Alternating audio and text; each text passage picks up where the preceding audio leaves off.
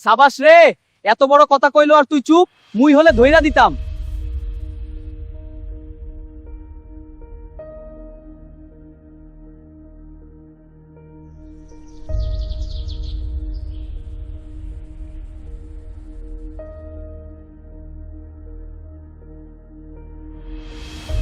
কে তুই রোজা আছিস নাকি? কেন, তোর মন কি বলতেছে? তোর মুখখান তো একেবারে টলটলা। রোজা খবরদার মাঝে কথা কস না, একেবারে সাইজ করে দিমু। সাবাস রে, এত বড় কথা কইলো আর তুই চুপ। মুই হলে ধইরা দিতাম। গাওয়াত নাই তোর একতলা বল।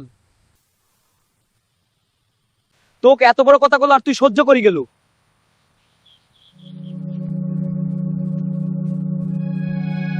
এই তুই কি বলছিস? হ্যাঁ তুই ভুল করছিস। না তুই ভুল বুঝছিস। এই থামরে পোলা,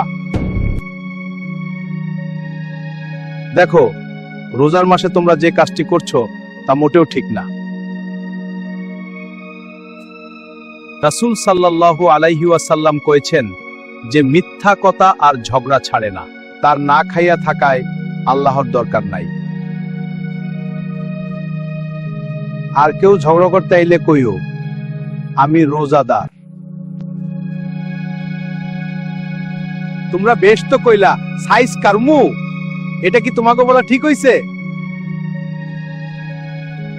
রোজা মুখ শুকানোর নাম না রে, রাগ শুকানোর নাম, জিভা সামলানোর নাম। ভুল হইছে, মোরও ভুল হইছে। মুই রোজাদার। হ, মুইও রোজাদার।